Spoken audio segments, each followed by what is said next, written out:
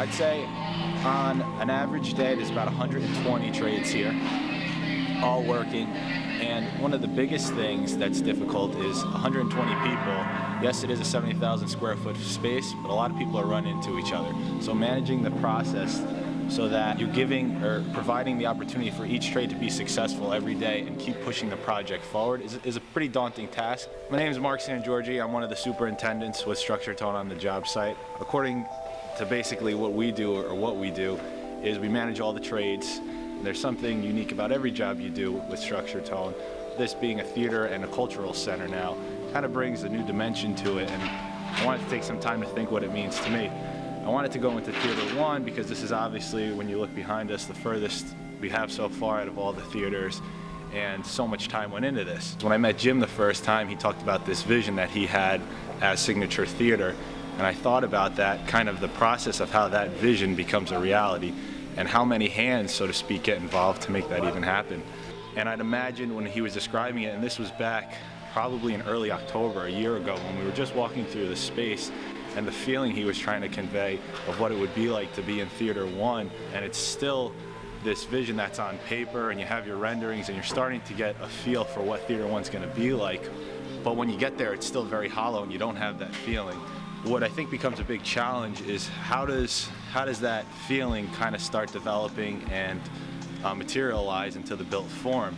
The process of using the computer and taking each panel was designed in the computer, sent to EMI, who are mill workers, and EMI literally took those panels, sent them right to their machine. They came up with the methodology so that each panel would be exactly what the architect wanted, exact dimensions, exact placement, and it basically became a big puzzle that we put together here in Theater 1.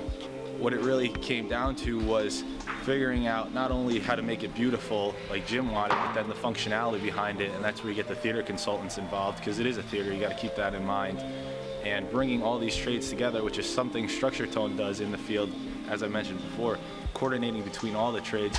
If you look around this theater, there's so many electrical devices for lighting and audio equipment, and that all went in first. So the coordination had to be tremendous so that all that stuff could be in the right location, that when the mill workers came and they were the last to go in, all their stuff was in the right location. And the saying goes, measure twice, cut once.